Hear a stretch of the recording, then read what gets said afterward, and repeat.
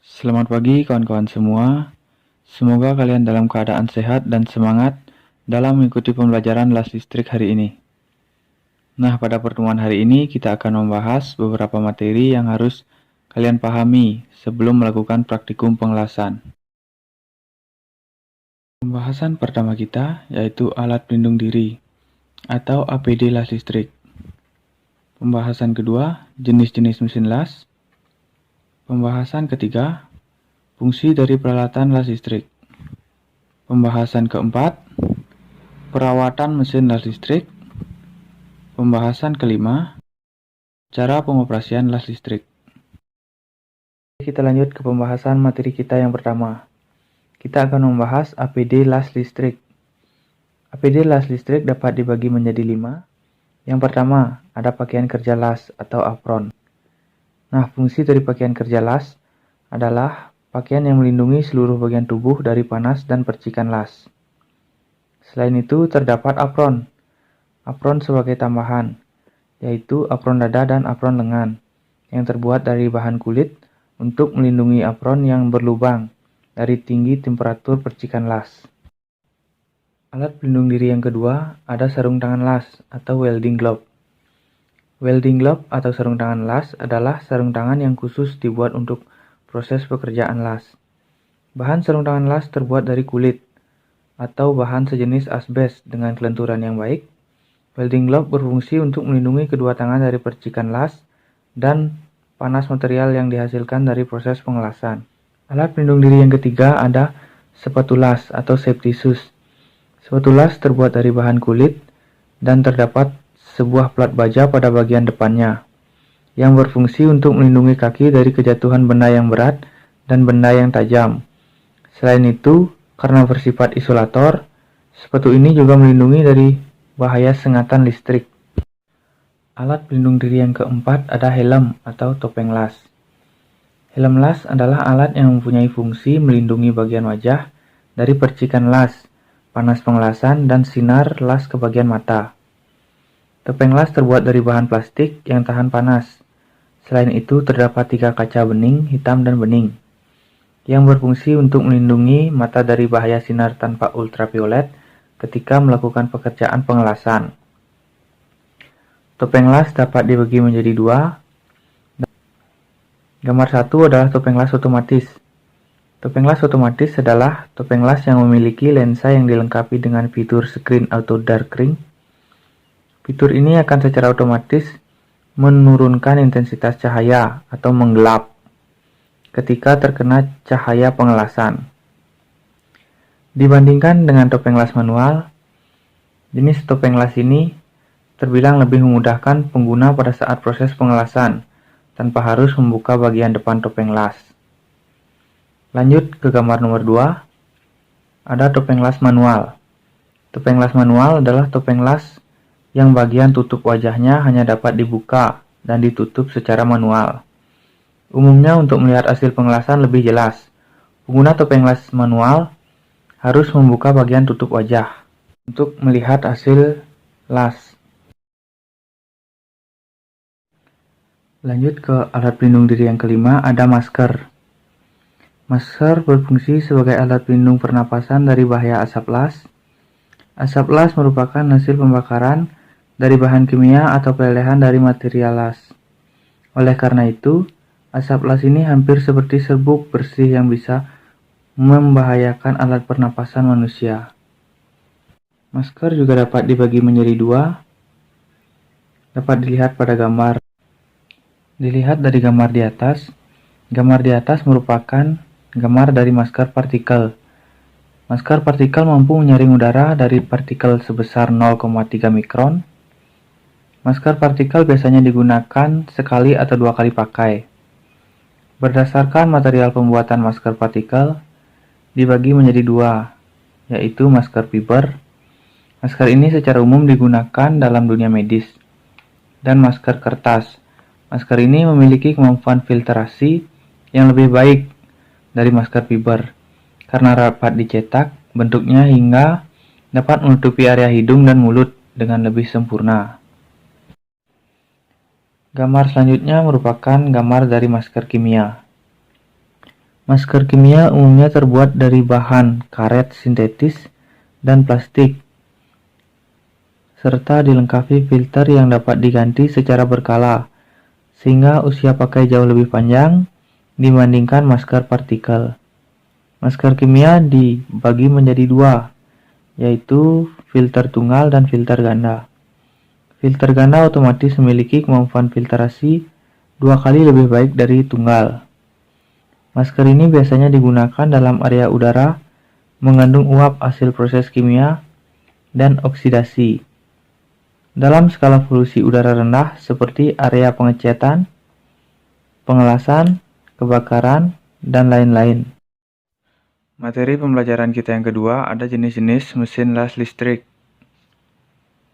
Yang pertama MMA, Manual Metal Arc.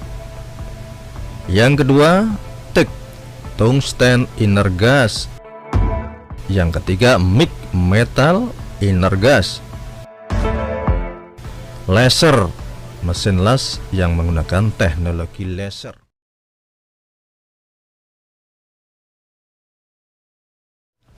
Oke, akan kami terangkan satu persatu agar kalian bisa memperoleh informasi tentang perbedaan dari masing-masing jenis mesin las listrik tersebut.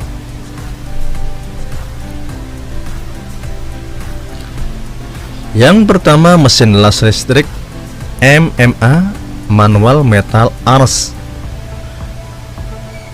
Mesin las listrik MMA sering juga disebut stick welding, yang paling sering kita jumpai di sekitaran kita pada umumnya. Para tukang las di pinggir-pinggir jalan, tukang las pagar, dan lain-lain.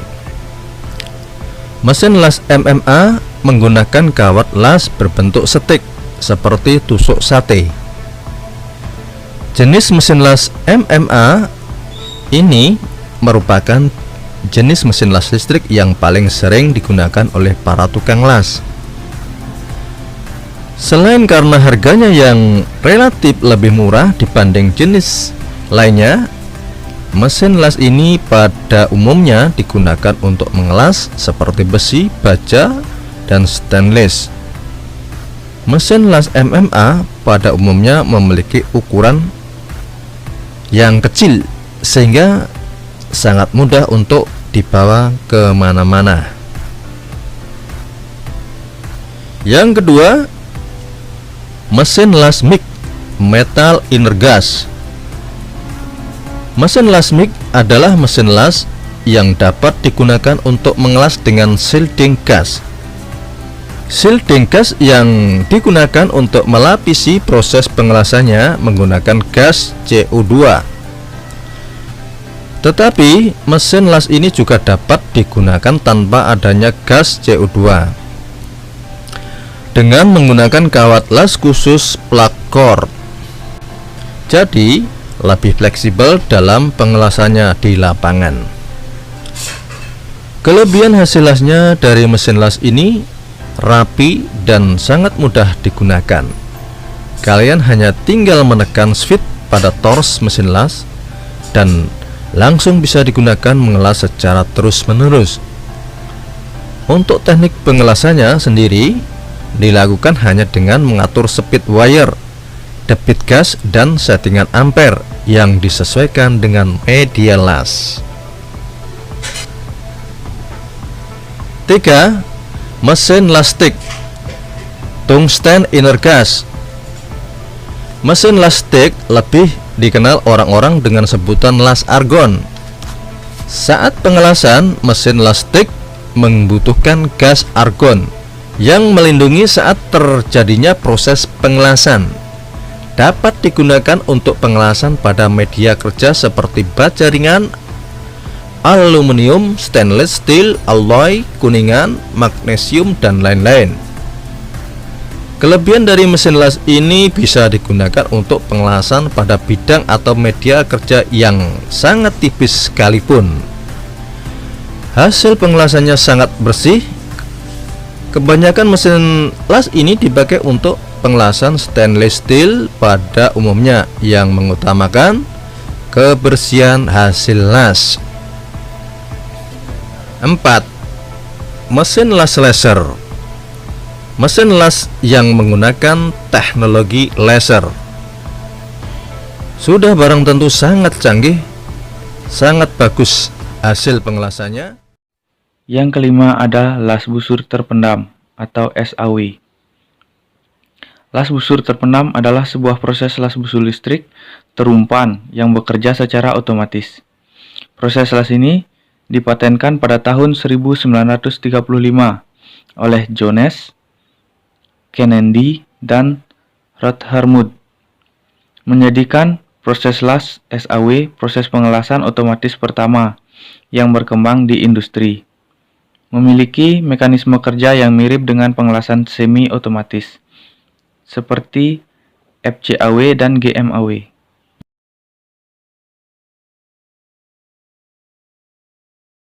Busur terpendam mengandalkan pengumpanan otomatis sebagai fungsi utamanya.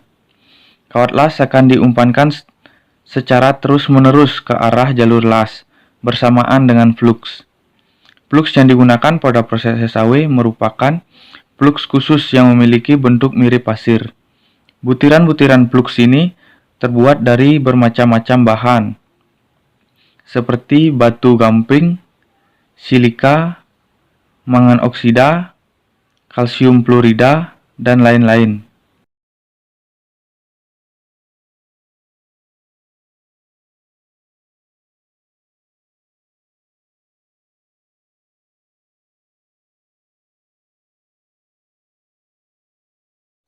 Yang keenam, mesin las FCAW atau Flux Core Arc Welding adalah sebuah proses pengelasan yang menggunakan sumber panas yang berasal dari energi listrik yang dikonversi menjadi sumber panas pada busur listrik. Pada pengelasan FCAW, jenis pelindung yang digunakan adalah flux atau serbuk yang berada di inti kawat. Selain flux, FCAW juga menggunakan gas pelindung untuk melindungi logam las yang mencair saat proses pengelasan berlangsung.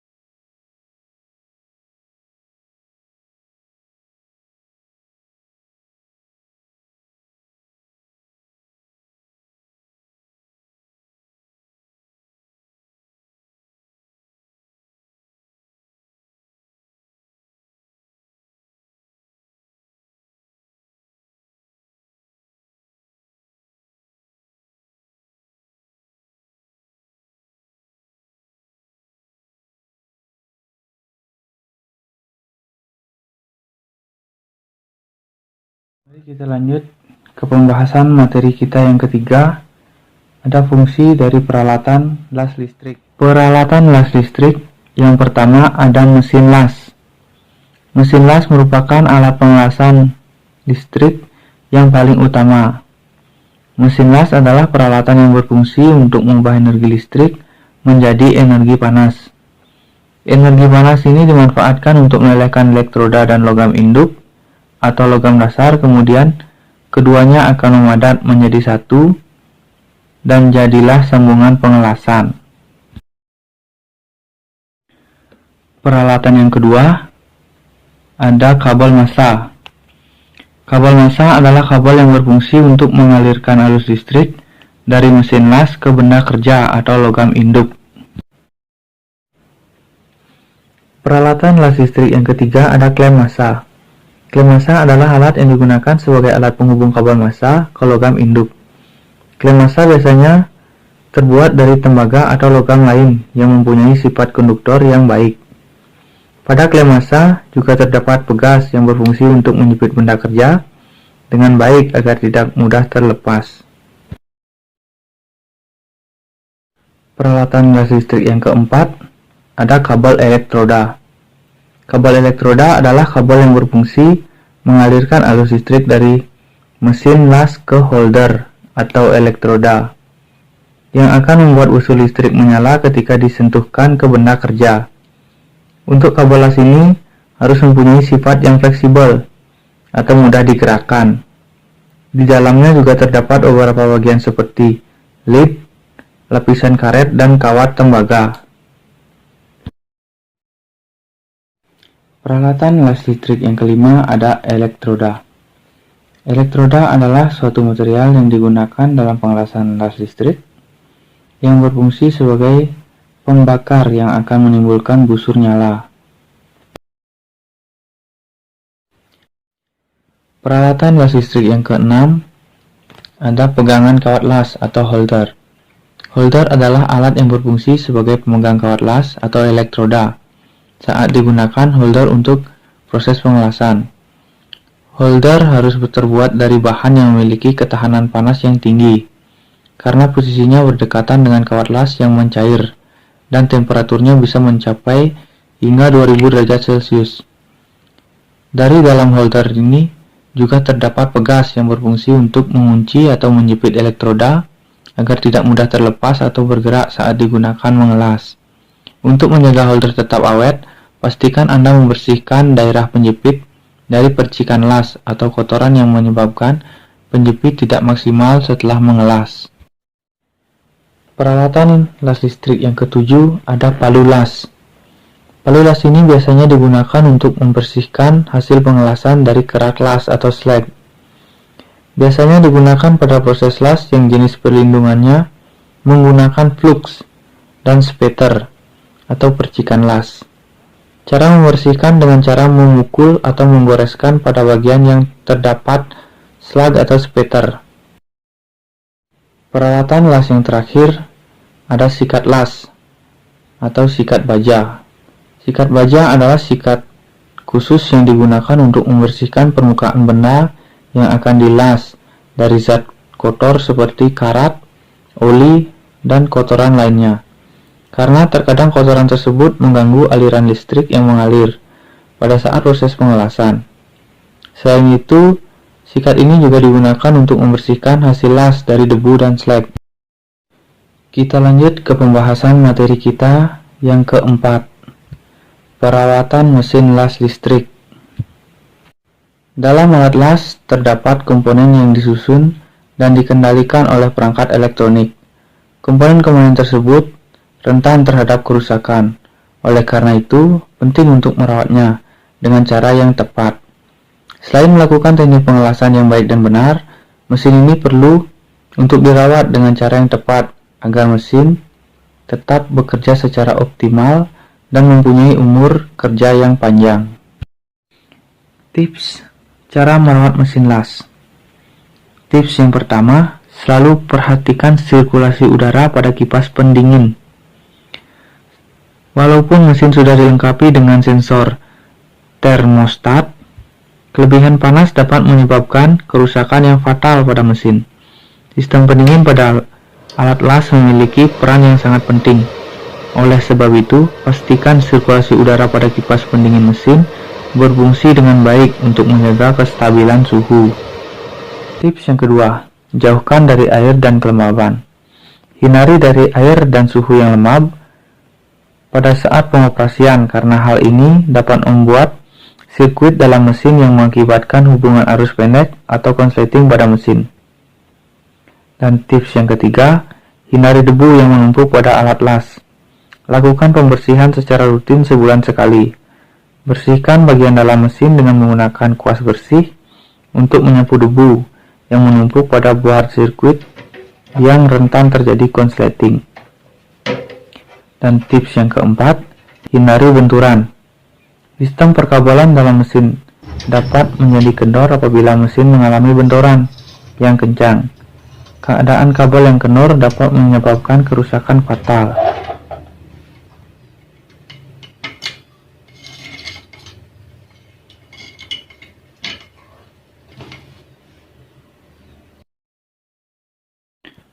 Pembahasan materi kita yang kelima yaitu cara pengoperasian mesin las listrik. Sebelum kalian melakukan praktikum pengelasan, alangkah lebih baiknya jika kalian mempersiapkan terlebih dahulu peralatan maupun APD las listrik untuk menjamin keselamatan kalian, seperti sarung tangan, apron, pakaian kerja las, helm las atau topeng las, masker,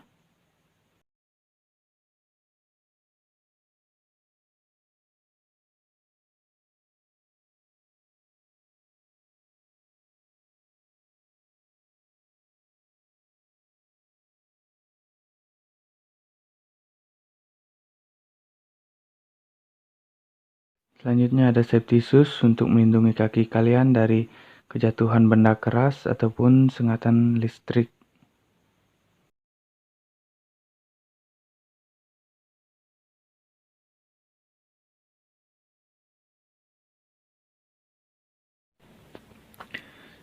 Cara pengoperasian mesin las listrik yang pertama yaitu bersihkan logam induk. Bersihkan bahan yang nanti akan Anda las. Gunakan mesin gerinda, palu kaping, atau alat apapun untuk bisa membersihkan berbagai kerak yang ada pada permukaan jalur atau area yang nanti akan Anda las. Setelah itu, gunakan sikat baja untuk mendapatkan hasil yang maksimal. Permukaan jalur las memang harus benar-benar bersih. Permukaan yang kotor akan menghambat nyala elektroda. Yang kedua, mengatur posisi logam induk. Letakkan berbagai bahan yang nanti akan Anda las di tempat yang memang telah disediakan, baik itu menggunakan sebuah meja ataupun hanya untuk meletakkannya di sebuah lantai. Letakkan secara mendatar dan atur jarak antara dua bahan. Kemudian gunakan klem jika memang diperlukan. Jarak gap antara 3 mm.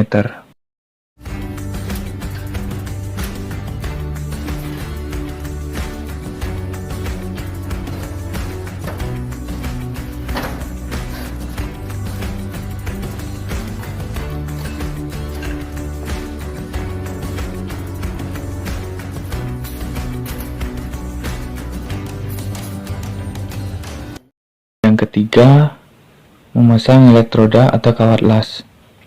Untuk tahapan selanjutnya, letakkan kabel massa atau grounding pada bahan logam yang nanti akan Anda las. Kemudian, siapkan kawat las di holder penjepit dan pasang kemiringannya untuk menyesuaikan dengan posisi bahan induk. Biasanya di penjepit holder sudah terdapat tempat kemiringannya, baik itu posisi tegak lurus 90 derajat, 30 derajat, atau bisa juga 40 derajat. Yang keempat, menggoreskan elektroda pada logam induk. Setelah siap untuk memulai pengelasan, maka dekatkan ujung elektroda secara perlahan pada bahan induk.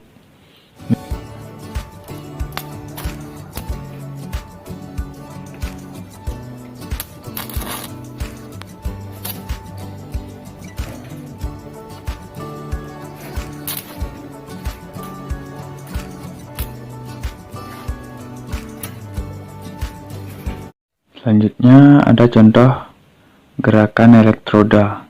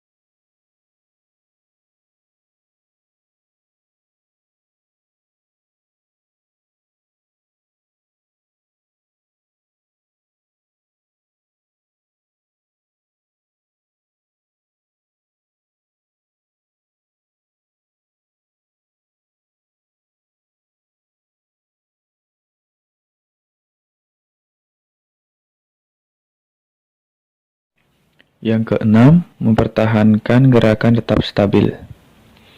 Jika belum menyala, ulangi lagi.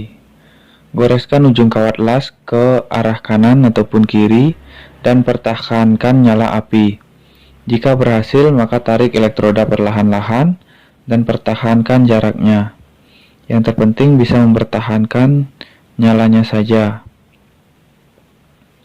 Jika jarak yang terlalu jauh, akan timbul sebuah percikan seperti halnya hujan bintik-bintik api. Proses pengelasan ini tidak akan sempurna. Jika jarak yang terlalu dekat, maka api tidak akan menyala dan kemudian kawat las akan menempel.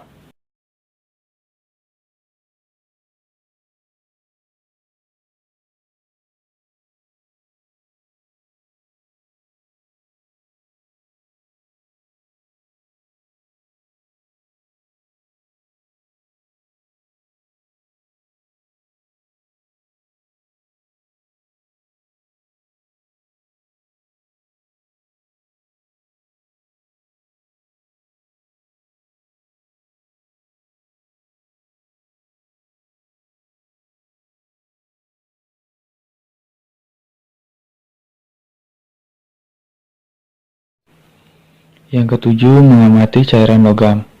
Ketika nyala elektroda sudah bisa dipertahankan, kita bisa melihat sebuah bagian elektroda yang terlihat sudah mencair.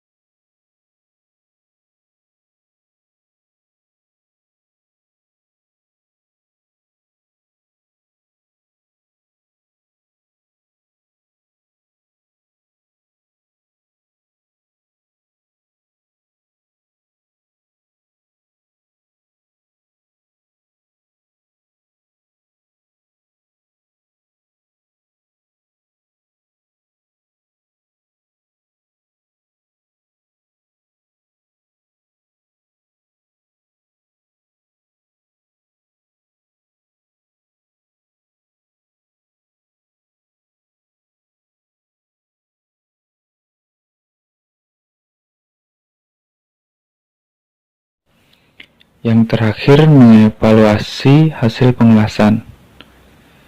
Setelah itu selesai, maka bersihkan semua kerak yang telah menutupi bagian yang dilas dengan memakai palu tetel.